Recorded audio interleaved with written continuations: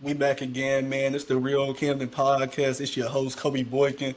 Got my three co-hosts with me, Jay Hay, Yo, Jalen yo, DeBose, and Lando Goodwin, man. So today we're gonna be breaking down OKC versus the Indiana Pacers game six. Fellas, what's your initial thoughts after the Pacers take one at home? uh, Joe, you wanna go first? Yeah, I'll go first. I don't think it was really much of a game, to be honest. They was kind of blowing them out the whole time, kept their foot on the gas. They got back into it a little bit at the end, but nothing that really mattered. Like you said earlier, we was talking about earlier, they was collapsing SGA, making him make some difficult shots, take some difficult shots. Jalen Williams did not play good. Chet did not play good. Uh, and Indy did play good, so they took advantage of the opportunity on their home court. Home court advantage was crazy too, by the way. Crowd was definitely rocking for sure. But Real my road pick still environment. stays intact, man. Pacers in 7. Halliburton game gonna travel. Finals MVP Siakam, 35 ball incoming game 7, and I'm standing on that. Doug, what's your thoughts? man, I ain't lose faith, man. It's just a minor setback. I still got OKC in 7, man. They probably came into that game relaxed, game 6, especially when they got off to that early lead, probably thinking Indiana was just gonna give it up, especially with Halliburton being hurt, man. But when they got on that run and took that lead, man, like you said, the energy in the building, man, it was no looking back from that, man. Hitting shots for everywhere, everybody contributing, and OKC just wasn't hitting shots, man. Lando, what's your thoughts? Man, look, man, it ain't that much to say, man. Straight built from beginning to end. They had too many turnovers. They really played OKC game against them. I think OKC had 21 turnovers, just the most they done had. I think past 2 years, that ain't gonna get it done. Especially in a closeout game. Closeout game is usually the hardest. So them boy gotta bounce back. All game seven's been close, so I don't see another blowout happening. All game seven finals been close recently, so we should get another classic game. Yeah, man, I just want to touch on that. So the Pacers, they led in every single statistical category. I think going into the third quarter, not a single starter on OKC had an assist, including SGA, Jalen Williams, their two primary ball handlers. But then also, man, the Pacers from the like start to finish, they just played with energy. Then TJ McConnell came off the bench and he's like a spark plug. He just makes things happen instantly, getting steals, attacking the basket. And him and Halliburton, I think they played well together because it allowed Hadley to kind of play off ball more. And he got Lou Dort handling him, so just allowing him to get open looks, I thought that was good. What did y'all see for the Pacers that allowed them to get this win? I'm gonna stay on the route you took off the bench. I'm gonna say Obi Toppin, man. He played a great game. Gave them a lot off the bench. Him and McConnell, they've been showing up this series. I mean, starters play good, but you still like. I think we done said this 2 episodes in a row. You got to get more from Miles Turner, bro. 1 for 9, especially in a game 7. He cannot shoot 1 for 9, and you're gonna have a chance on another team's home floor. Nah, I agree, Dub. What's your thoughts? Man, just like what we've been talking about, they came through the home team and they was hitting shots, man. They was hitting shots. McConnell with 9 rebounds. Like I told you, even since game 1, like whoever's winning that rebound margin, like those are the teams that's usually coming out winning, especially in this series. And OKC lost that margin again, probably by like 7 rebounds, man. But Chet only was like 6. Hartenstein with 4. Like Hartenstein, if you're gonna be in there, they need you grabbing those, getting those second opportunities. Lando, what's your I thoughts? seen Carlisle outcoach old Mark. It not haven't been happening all series. He kind of backed the defensive pressure up. I don't think OKC was looking for that. That kind of I don't know how, but they had the most turnovers. Other than when they was getting pressure, they was barely turning the ball over. So it's kind of weird that when they back the pressure up, play half court defense, they got 20 plus turnovers. But yeah, them boys got to take care of the ball. Them boys got to figure out how to get the offense going in the half court. It's kind of been a struggle all playoffs, but the Pacers really playing defense, man. Ain't nobody really been challenging them like that on their little playoff run. So hopefully, like I said, they gotta get some sets going, man. But Pacers did good, disrupting their offensive rhythm. It really ain't no rhythm. It's just 1-on-1, 1-on-1, 1-on-1. When you can stop all that, you stopping the Thunder. Yeah, man, I think that showed when they no one on like the star lineup had an assist in the third quarter. And I think also to your point about the turnovers, SGA had 8 of them. And I think that's because coming off those ball screens, they could started doubling him more, trapping. sending blitzes. You see Halliburton show really hard, then get back. But yeah, man, I just think the turnovers, if they cut that down, they can get back into it at home. So what do y'all need to see from OKC in order to close out Game 7 on their home court? Yeah, Joe? I think the main thing is SGA just got to kill. Obviously, the role players got to play good, and they will because it's at home. I feel like all series they've been playing way better at home than on the road. But I think it in a Game 7, especially winner take all, I think it definitely relies on your best player coming to play like it's a Game 7. So I think he's got to score 35, 40, and just take the game over if he needs to, and that's gonna help them win, and it's gonna help them get open shots as well to the role players. Dub, what's your thoughts? I feel like you got to get a big game from Jalen Williams, like you said on the defensive end, man. They emphasizes a blitzing Shea, man. So Shea's gonna get his. It's still gonna be tough though, but they're gonna need that contribution from Jalen Williams and Chet, man, to be effective on the offensive end. And probably they're gonna need some role players to hit a couple shots, man. You ain't gotta have 20, but you at least got to be a threat to help them space that floor, man. Hit a couple threes. So Lando, what's your thoughts I think for OKC to get this I done? done seen Shea step up, Jalen Williams step up, Chet step up in big games versus the Wolves, versus the Nuggets and closeout games. I think this time it's going to be a combination of Caruso, Payson, and Wiggins hitting big shots. I think they're going to be wide open, like Jay said, with how they blitzing SGA. It's going to be shots, wide open shots for everybody. Lou Dort, too. So it's just going to be, if them boys get them shots, they should run away with it. But it's a finals day young team. It's gonna be tough to keep them hit them shots, keep their composure. So they just gotta stay level headed, trust the process, listen to their coaches, stay calm, see if they're ready or not. All right, man. Going into this Game 7, who has more pressure? OKC at home or Indiana on the road? Joe, your thoughts first? I think both teams have immense pressure being Game 7 in the finals, but if I had to pick one over the other, I'd definitely say OKC, just strictly based on the fact that they're at home and they got the MVP. I think it's more on them to win. I don't think a lot of people didn't think Indiana had a chance in this series to begin with, so I definitely say pressure-wise, OKC for sure being the home team for Game 7. I Dub? agree with Joe, man, because I say expectation for OKC, and that's the reason why they had the most pressure, man. Like the heavy favorites coming into this series, man. Up 3-2. If you think about it, if that shot didn't fall, Game 1, the series is over with. So, but just like that, man, it could go the other way. So you didn't handle business. So legacy game, Shay, they saying like this, where this is gonna put you at, like as far as of all time point guards, man. But you got to finish it out, man, if you want to be in that consideration, man, in that upper pedigree. So I say for OKC, it's more pressure. Lando? Definitely OKC, man. They've been the best team all year. Ain't nobody thought they could do it really. When it came to playoff time, everybody thought they would fold, and it looked like they about to fold. So we gotta see if they're gonna be able to pull this one out. Like Jay said, the series should have been over. Halle hit that shot. Now it was 3-2. Now tied up on your home court too, and you got the MVP. It's just a lot riding on the series. I think. I don't think people thought the Pacers was gonna be here. I don't think people thought Thunder was gonna be here, but I think the more surprising team that is here is the Pacers. I think the Thunder, they went 68-14, so nobody really, like, they've been the best team all year in the regular season. Some people ain't think that was gonna carry over, but definitely more pressure on them. So. Hey, man, I agree with you. I think it's more pressure on OKC because the point that they have 68 wins on the season and they have the MVP. They have third team All NBA player, an All Star, multiple All Defensive players, well, candidates.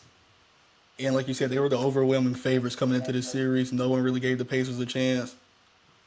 And I just think at home, they have a lot riding on them. They haven't been in this situation before. It's the finals. It's a lot of young players. And there's only one guy on that team that got championship pedigree, and that's Caruso. And he had 0 points last game, but he's been playing good all series. So we'll see how he bounces back. But let's move on to a different conversation, fellas.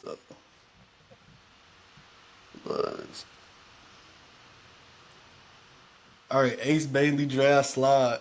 Have y'all heard the news? Yeah. Apparently, he's been skipping out on workouts, man. What's y'all thoughts about it? Joe? Yeah, Shador Sanders 2.0, man. What we doing? I'm joking. Troll. Relax.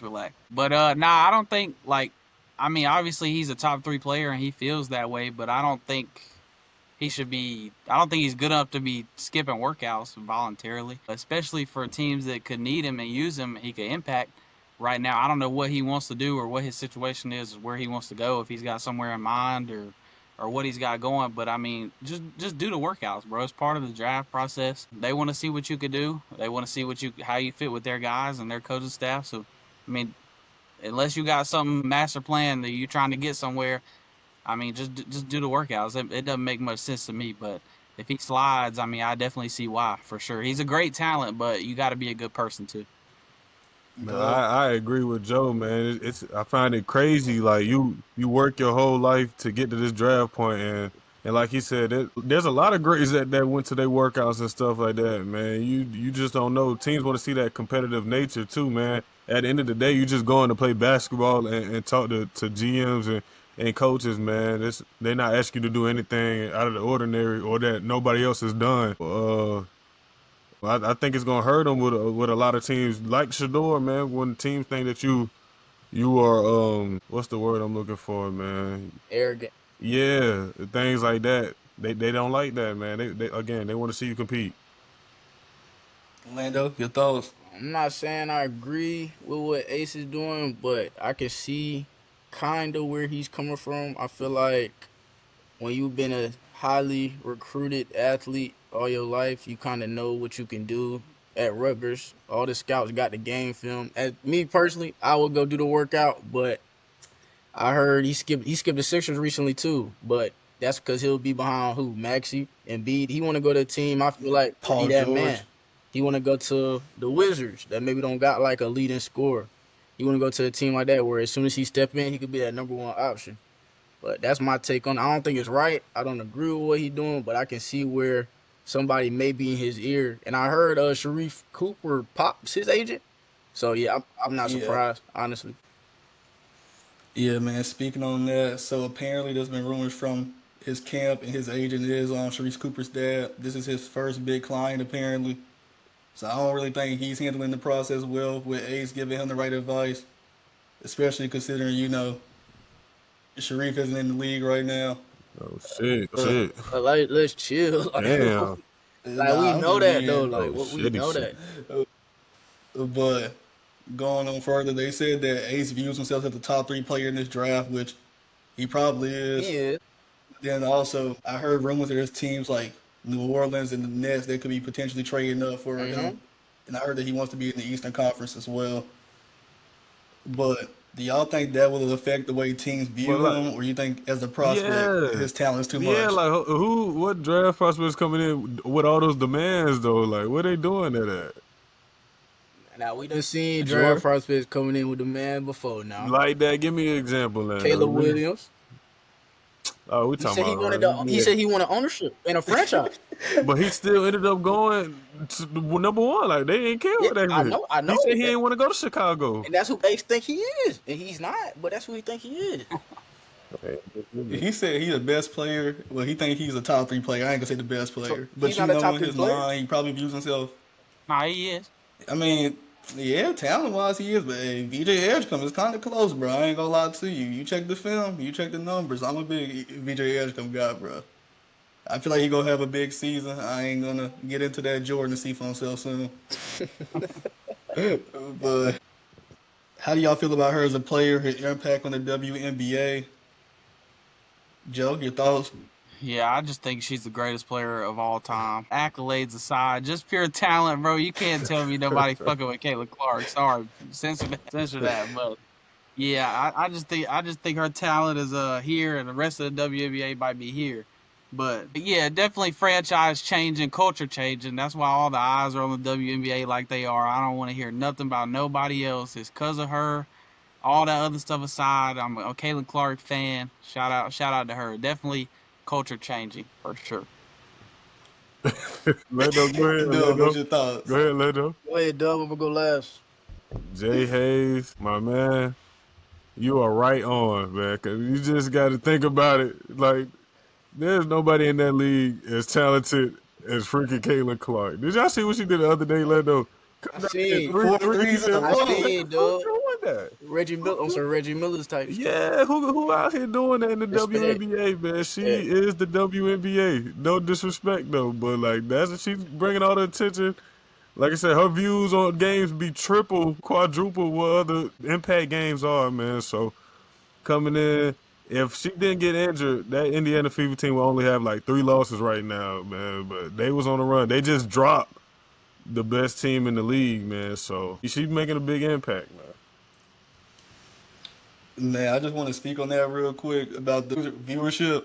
Whenever Caitlin Clark had her injury, the viewership dropped down tremendously. I can't remember the exact percentage, but the moment that she came back, they skyrocketed back up. So you already know who the main attraction is in the W. She brings so much attention to the league. Lando, what's your thoughts on her? I think she's a tremendous talent. I think what Jordan said was outrageous, though. He said the greatest. Dub said it too. No, you said she was the greatest player of all time. I think that's outrageous, but Jay said she's the best right now. I think she's top 3 Okay. right now. I don't know what to rank her, but I like Nafisa and I like Asia and I like Caitlin Clark. I don't know what order, so don't ask me the order, but I like them 3. But I think I'm glad that WNBA finally getting some attention, man. It's been long earned. I feel like a lot of people that don't really know about the history of WNBA kind of complain like, oh, we don't get this type of money. Nobody watch y'all. Like, I'm keeping it a buck. Like, shit. people wasn't watching. You get paid from, like, they want NBA money. You get paid from consumers. You get paid from people investing in your product. And when people, so I feel like that, I'm not going to say jealous. I think that's the wrong word. I think people just kind of taking it out on her, like, players-wise, like, kind of like the physicality, the extra pushing. And I ain't gonna lie, she be talking. She know she got a mouthpiece on her. She do be instigating as well. But I feel like some of them players kind of resent all of that attention that they weren't getting. And now it's like, oh, now Caitlin Clark playing and we got the most attention we ever had. I feel like they should look at it as a positive, though. It shouldn't be so negative. It shouldn't be so, oh, she taking all the attention away from us. And when we finally get attention, it's like everything just go out the window just because of her. I feel like they should honor that, respect that, and be glad like she bringing that to y'all game because that's what y'all need. That's how y'all gonna get paid. Nah, for real. Man, I ain't gonna lie to you. You just answered my next question. I was gonna ask how y'all felt about the way that they treat her after all the attention she brings to the W, all the good ways that she speaks about, black and white athletes just as a whole and how she represents herself and carries herself. Do y'all think it's just the way that the league is treating her or some of the competition in the league? I would say Jordan Lando kind of gave his thoughts on it already. Yeah, nah, I think it's kind of crazy too. Like pretty much like he said. Like before she got drafted, man, what kind of views were WNBA getting, bro? When she was hurt, tickets to the Sky game was $2, bro. What are we doing? Come on, she bringing all this to your sport, getting you all this TV money, all these deals, all this blah blah blah, all this money. She bringing it to you, and you acting like that. I don't understand. Yeah, I'm not rolling. Nah, for sure, Your man. thoughts. Just a little bit of I don't know. I think they just try to give her a tough time. The WNBA, the athletes. I'm speaking of like competing with her, showing her that like it's not gonna be given. Like she gonna have to earn it and stuff like that. Though I think that I do agree that they don't like the attention that she's getting, man. But like those guys said above, man, she's bringing it. She's gonna help the league out, man. If she stays healthy, it's gonna see an increase in its salary pay, maybe a little bit. Nah, I ain't gonna say no like NBA pay, but like it'll get better. Protect the Nah, brand. for sure. Now, man, in NFL news, a big move happens for the Ravens. They pick up former All-Pro cornerback Jair Alexander. What do y'all think this move would do for the Ravens? Jordan? I'll let Doe go first. Big football guy. Man, we had a little bit of discussion about this about the Ravens, man, but this the time is now. Like you got to, like I text y'all boys, if they can't get it done right here, we got to have those uncomfortable conversations about Lamar, man. I can't remember a defensive backfield like this, and especially recent memory. You got literally what 5 first-round picks in that back end with Marlon Humphrey, Jair. You got Nate Wiggins.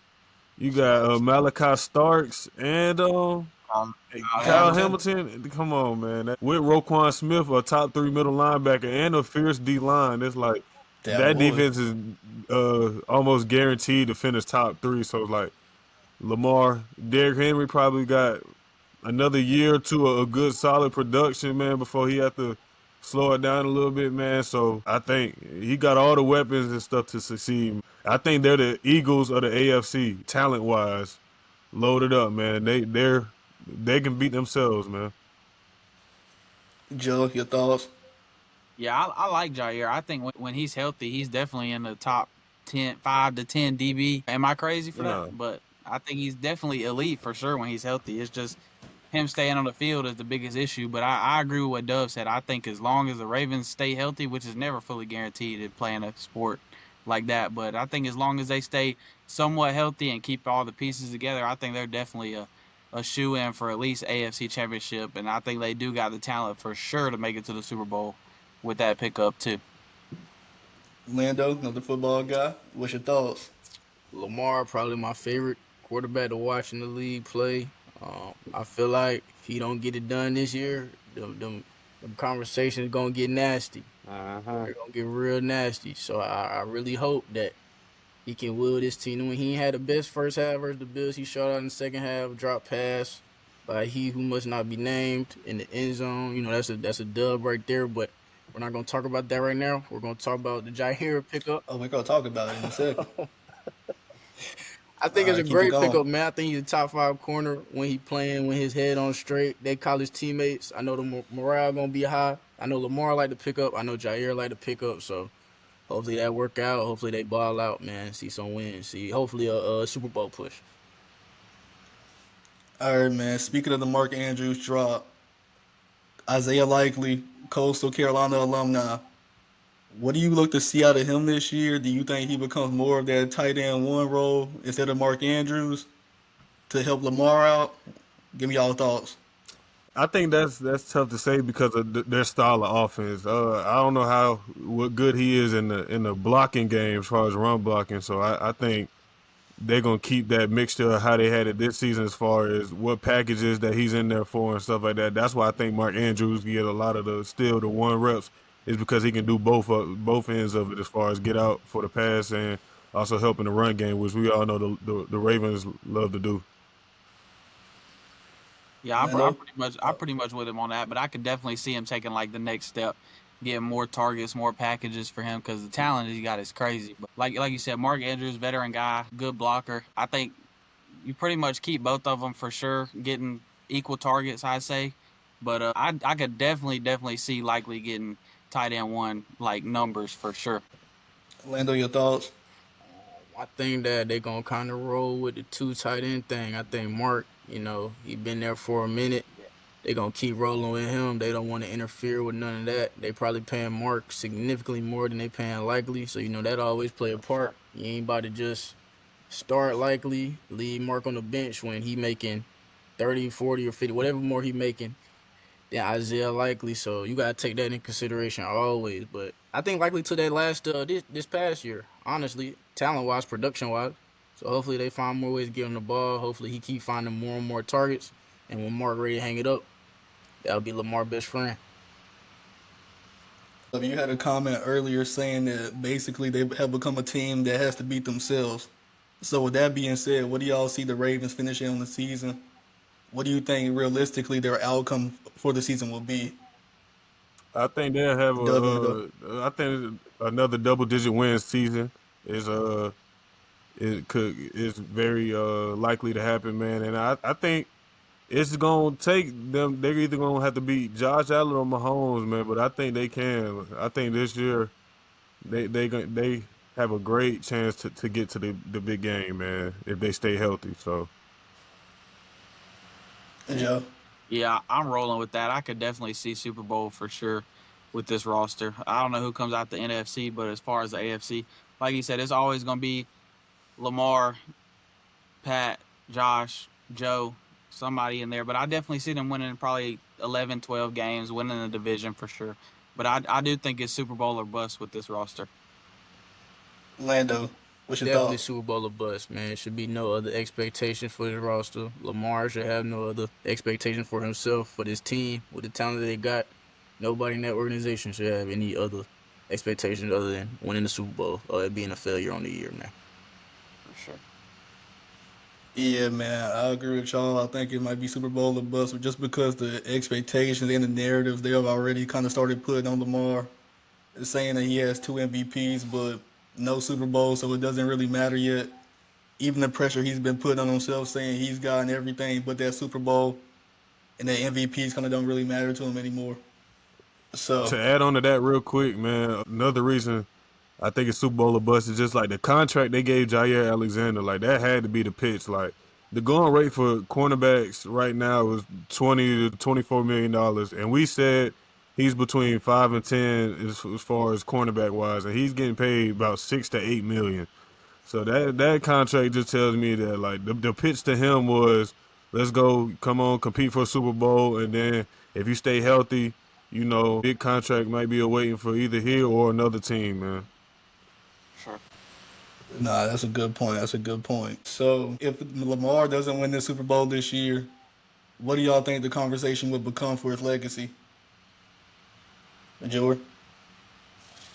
Man, I mean, obviously he's got the MVPs, he's got the regular season success for sure, but I don't really know what would define him if he can't get a Super Bowl. I don't think this is his last chance to get a Super Bowl because he's still relatively young. He's got a long time to play, but I think this year, since he's been in the league, is easily his most talented roster that he's had on defense, offense, all that. I mean, he might could use another weapon or two, but I don't think anybody's complaining with what they got. So as far as legacy, I mean, if you want to be looked at as elite of elite, which I think he is for sure, but if you want to be mentioned in that conversation with the Brady's, the Mannings, the Mahomes, like you got to get at least one to be even in the combo. Aaron Rodgers is in the combo. He's got one in 20 years. So I think you got to at least get one, but if you don't, then the elite combo is over.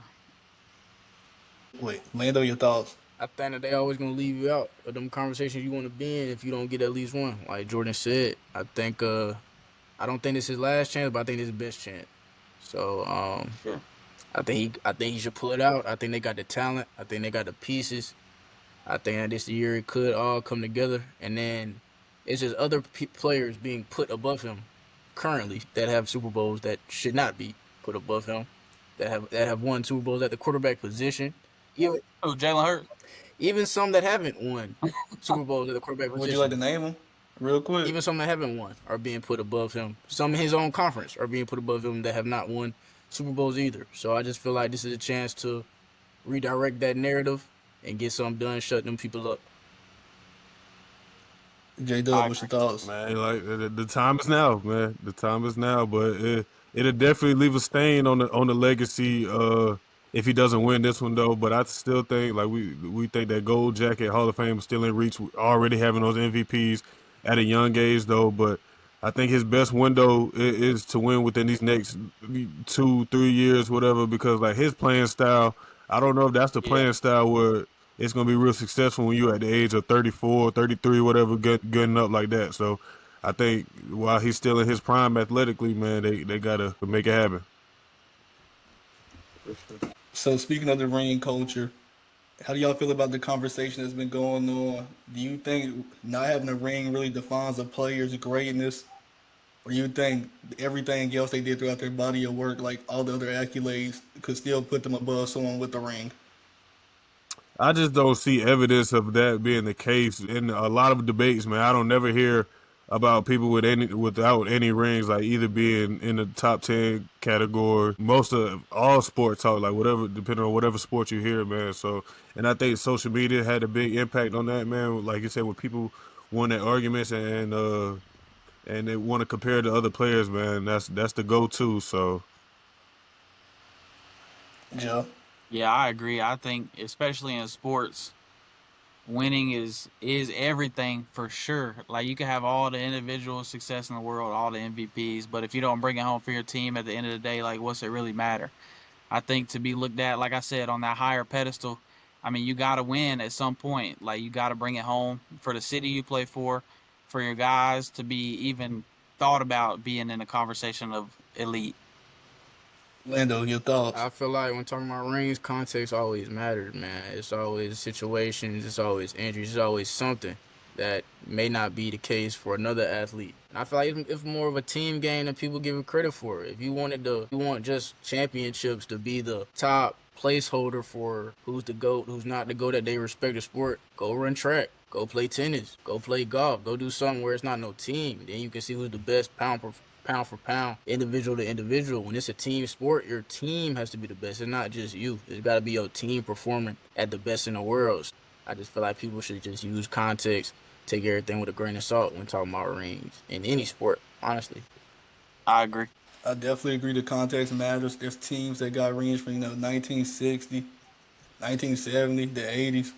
There's players that got rings for being just straight role players.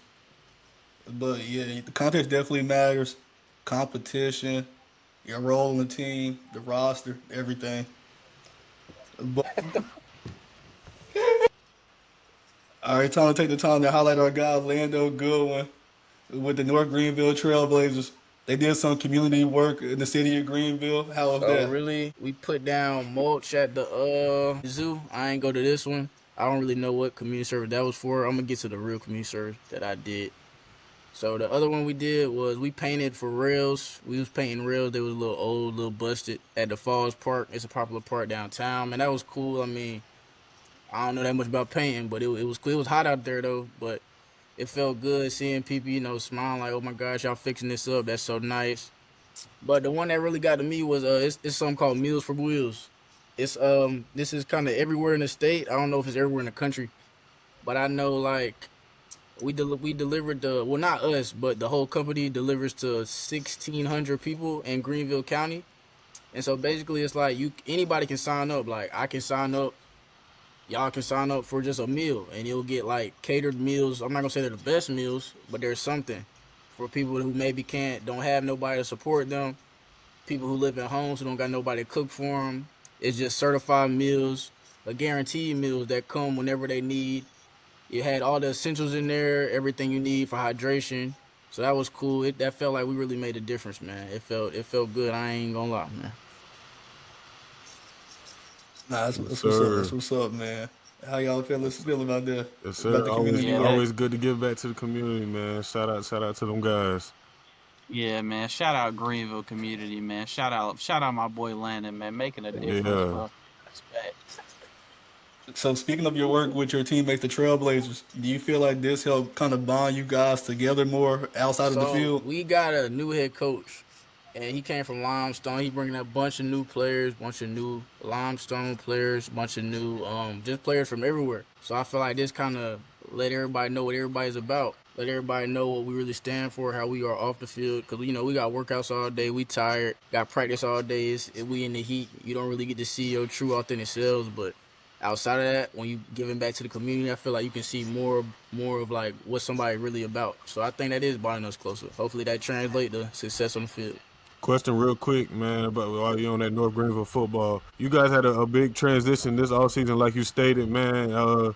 Checking in on y'all season last year, man. I think y'all were a pretty solid team, man. I think y'all competed in a lot of games with good teams in y'all conference too, man. But like you said, a lot of older guys end up leaving and a lot of new guys leaving, man. How's that transition been, and what are the expectations? So we went to a new conference. We was in the Go South. You already know how that get. We in Yeah. Conference Carolinas. Oh, shit. Right now, our new coach preaching one thing.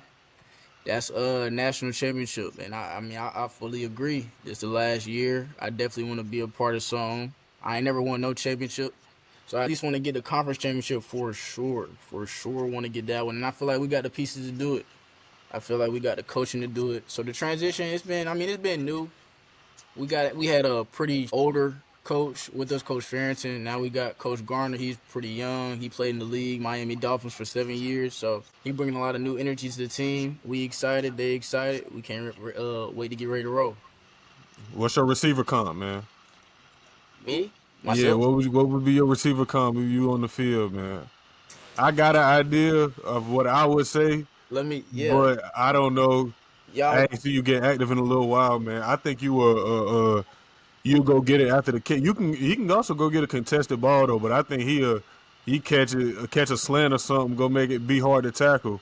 You know what I'm saying? When I see that a lot when we had DJ Moore, especially at Carolina, man. You go get it, go get a bubble or go get a slant, man. Go get some yak. I mean, I like Hey, that that boy, one. boy built like Debo too, man. Come on. I wasn't gonna go Nah, down. bro, I was nah. thinking it, but I wasn't gonna do Nah, it like bro. that. I wasn't gonna, cause Debo looked like he ate too much this whole season. I seen the video. I ain't want to do him like that. Prime Debo, prime Prime Debo. Debo. Landon freshman season, that was his Prime comp. Debo. One of the PA announcers called him Debo Samuel. Hey, I can hey, see that though. no, you can't see that. You can't Oh see that. shit. But nah, comps. I mean, I don't really like to get too much in comps. I got a lot of people I watch, try to model what I do after them. But you know, comps, I let kind of people tell me what my comps is. You know what I mean? It's a lot of people I watch though, for sure. Take a little piece. Who you like to watch as a route runner? Jamar, CD, Amon Ra, Justin Jefferson, BTJ, and then Devontae release work for sure. You should throw a little Drake in there, a little high point. I don't. Or a little Get you legit. going. Top. Shout out South Carolina. Shout out home team. Come on, man. You can watch some legit tape. So, what do you like about Jamar Chase's game as a receiver? What do you see from him that you I can put feel in like your you got to game? eat a full package. He's explosive, great hands at the catch, great hands through contact, route running real underrated. I ain't never seen nobody really get their hands on him. I think his body control off the charts, and I think he can go up and get it too when he need to. I don't think he let nobody bully him, and I feel like that's real important. These DBs, man, they getting stronger and stronger, more athletic every day. So I just feel like when you just as athletic or more, then it gives you the advantage. Dub and Lando, y'all both being current athletes and former athletes. Can you give any young viewers what a D1 workout or D2 workout, any workout would consist of? Any college level like workout? I mean, you go, man. Most of them, especially in the off season, man, they meant to test you mentally, man. They gonna do things that's gonna make you want to second guess playing the sport and stuff like that. But going into college, man, you just gotta remember, like it actually is a business, man. No coming in late. You gotta find that balance between school and the athletics, man, because that's the only way you're gonna get it done. You're not gonna just be an athlete in college. No school's gonna go for that. You're gonna have to always hold your grades to at least the standard, man. So finding that balance, that's the most important thing. But you just got to remember in those tough times that like you in the sport that you love to do, man. So a lot of people waking up in the mornings doing things that they don't want to do. So you always just got to be grateful. At the end Lando, of your the thoughts? day, you gotta be appreciative of the chance you get to play collegiate sports, man. Most of the time, you getting paid to play a child's game. That's how you gotta look at it. Obviously, the workout's gonna be hard. Depending on what level you at, the workout's gonna make you want to quit. Toughest workout, college workout.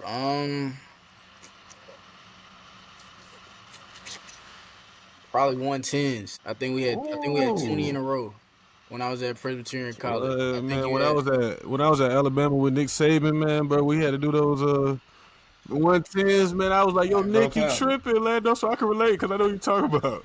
Because Nick Saban was tripping, man, when we had to do those, man. Dang. Man, yeah, I'm already knowing Nick been tripping, man. I'm I knowing. got to call him later. Shout out Nick. What you talking about? Man, hey fellas, so Jay, hey, you can speak on this as well. So in high school, middle school, going to majority high school, going to camps, the college camps, would you think that helped prepare you for workouts at the next level? Just kind of seeing a look of what the coaches run or would make their players do. Working out, going to camps as a high schooler, do you think that helped prepare you for the next level of workout? Just seeing the kind of work that the coaches have their players do on a daily basis, or even just like Yeah, picking their like minds. I agree with both points that you said, and just to see like the competition level, man, of who's trying to get to where you also trying to get to, man. I think it's always good to see like the measuring stick of like how you shape up compared to your peers, man. So I think it's a good idea for exposure. Lando? I think competition wise, yes. I think practice wise, drill wise, how they gonna work wise, no. I think it's completely different. I don't think it. I think camps is trying to like integrate you into kind of that transition in between high school and college. I don't think you full college yet at a camp. They kind of putting you through like maybe like some introduction drills, man. It's like an interview, almost like an interview. It's not really the full thing. I feel like at camps they really sugarcoat things. Like they don't want to scare you off. They don't want to put you through too hard of things, because then it's like, dang, am I really made for this? So I think, but definitely you get to see the people who want to take your spot, who gonna be at the level you at. I think that's why camps are a pretty good baseline, a pretty good place to go, just to see like who you gonna be competing at, where you gonna be competing at, who you gonna be competing against. Joe, your thoughts? Yeah, I pretty much agree with what they say. You know, they the experts in the field as far as that stuff goes, college athletes and stuff. So I think their perspective is pretty much spot on. I do got a question for Dub though. What's up, bro? So as far as like either vice versa, going from a smaller school like PC to South Carolina, or somebody going from a SEC school to a smaller school, what's like the biggest difference between the two? I think, especially at a Power 5, man, it's way more. It's more demanding as far as like how much time that you really have to dedicate to the fields and stuff like that. I think a smaller school, they're a little bit more work around your class schedules and stuff like that, man. And then a lot of small schools don't even get off-season workout programs on campus and stuff like that. So that's another difference from a bigger school, small school, man. But the work end up being the same, man. At the end of the day, they both gonna be mentally taxing and stuff like that, though. But I'd just say it's more demanding on that bigger level. I feel like we finna switch over to some baseball. The shots are hot. The shots are hot.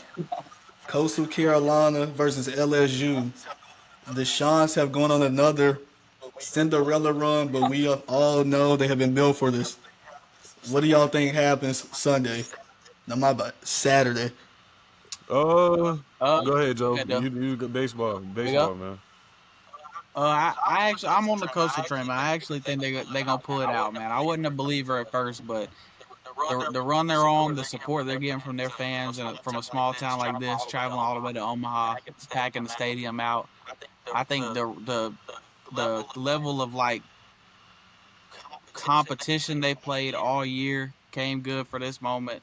26 wins in a row. I don't think they sweep LSU. I think it goes to a game 3, but I do think they pull it out for the city, man. Shout out to them boys. Lando, you got any thoughts on I'm the not baseball really the game? biggest baseball guy I've been seeing. They don't win 26 games in a row, and I do know a thing or two about momentum. And 26 games in a row, that ain't nothing to be. That's something to be scared of for sure. So I know LSU won. They won last year, right? 2 years ago. Okay, LSU won 2 years ago, so I know they more recent. I know Coastal won in 2016, I think. So it's nice seeing Coastal back. Right. I seen they 13th ranked. LSU a little higher. Definitely the underdog in this. I hope to see them pull it out, though, for sure. Dub, as a Coastal alumni, someone that got to go to the Palace, see what the fan base is about, see what the team is about. What are your thoughts on this matchup Saturday? Man, like those boys was talking about, man. That streak ain't nothing to play with, man. And I believe in that too. They're the hottest team in college baseball right now, man. I think if they carry this Jacob Morrison, I don't know who's pitching tomorrow, man, but I think especially if they take this first one, man, on this momentum, LSU is in trouble, man. And like you said, going to those games, that's the sport of the school right there. Like that's what that sport carries Coastal right now, man, because those fans go out to those baseball games and they show out. They out there bringing the juice, man. And I know they're over there in Omaha supporting those Shots. Yeah, baseball culture is definitely real at Coastal for sure. They're always relevant, always. Nah, for sure, man. And like Dub said, Jacob Morrison, I'm adding on to that Cameron Flukie, Caden Bodine, Sebastian, all the guys, man. They ready to do their thing. They Ty ready to Dooley, tap in. shout out. They got a Steeler Hey, edition Ty real Dooley, quick man. before we end it up, man. Come on, man. Speak You your mind. know, we got the NFL segment of the record predictions. We got Steeler edition today before we end off, man. I want to first off start off by saying We'll ask these guys the total win-loss projection for the Steelers at 8.5. 8.5 wins. Are y'all taking overs or unders, or do we need to? Y'all need to see schedule first, or what are we talking about? Need to see Yeah, it. let's see the schedule. I'm Yeah, taking the before under, but I need to see the schedule before too, we go but through the schedule, I have it right here. I would just like to go on record. I think it's close, but I got to hammer the under with these guys, man. I just got to handle because the key additions. Okay, you got DK Metcalf, and then on defense, you got 2 good draft picks and Derek Harmon to help stop that run. Your first rounder, Jack Sawyer, linebacker, may get in and get some reps. And Darius Slay, if he has any more juice left, I know y'all had about 17 interceptions. Opportunistic defense to say the least. So I don't think defense will be the problem, but I think the offense is gonna cause these troubles when we go through these. And then the rule is, so we're just gonna go majority rules for the win loss. Like where we going? We got to get 3 votes on one. So away at Jets. Win. Dub. I got a dub too. I'm trying to, so I can keep Mark. You man, got a I'm dub? going for dub. All right, so we got 1. Home at Seahawks. I mean, home versus Seahawks. L. L. I'll say L2. What you got, Lando? L. I got L as well. That's all 4 on the L. So at Patriots. Dub. L. I'll take the L2. You take the dub, Lando? I said dub. I take dub too. So we got to talk about. We got to get. It's 2-2 right now. What we If we tie, we'll give them the win. Ties give a give them the dub? win. All right. All right, we'll give him the win. Yeah, for sure. Home that defense versus real. home versus Vikings. L. L. I agree with the L. Okay. We had 2-2. Home versus Browns. Win. Dub. You got a dub. I got a dub too. I guess. At Bengals. Away at L. Bengals. L. Lost. Yeah, I don't think their offense is going to be able to keep up scoring. That's the main reason. Home versus Packers. L. Lost? Loss. Okay, see, I got my projections already written down, and we all on the same page so far. Home versus Colts. Win. Dub. Okay. Yeah. All right. Because y'all know when I drop this, they're going to say that I'm hating, though. But we all agreeing, so I'm glad. All right. Away, this can get tricky. At Chargers. Lost. Loss. I'm going to let Lando go before. Dub. I got L. Man. At Chargers. I don't believe. Home versus Bengals. L. Round 2. No split? Yeah. Y'all don't believe in split? No. Y'all don't think it's I'll say split? No. Bro, I think they No. division game. I'll give them No. a split. Now the Bengals pretty bad, bro. They might be Yeah, split deep and yeah. bad. Yeah, it might be a split. Split? bro. Okay, we It got might you be. on the dub side, Cole. All right, we got you on the Yeah, dub. We're man. going to do dub. Away at Bears. Nah, L. that's a L. Okay, yo, we all thinking the same thing. Home versus Bills. L. L. Away at Ravens. L. L. Good, What? good. And they're not Home versus splitting. Dolphins. L. I'll give them a win on that one. Dub. I give them a dub too. I give one of them that they. Dolphins Mike don't Tom, like you got to playing put a in the little cold. respect on it. He'll get one win out of there. Wait, Tyreek Yeah. still gonna be on the Dolphins? Oh yeah, okay. Okay. At Lions. L. No. L. At Browns. Win. Yeah, they won that. Okay, and then to Unless you end go off for the it. season last week, home versus Ravens. L. No. I think Ravens get that sweep too. Yeah. So we came in conclusion with this record that we went over. The Steelers will go 1, 2, 3, 4, 5, 6, 7.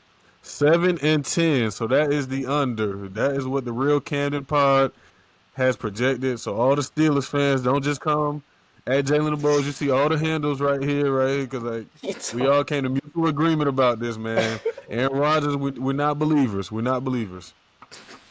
All right, we good. Yeah, nah, I ain't rolling. But hey, guys, it's another episode of the Real Camden Pod. Thanks for joining us. You got your host, Kobe Boykin, your co-host Jay Hay, Jay DeBose, and Lando Yeah. when we out, man.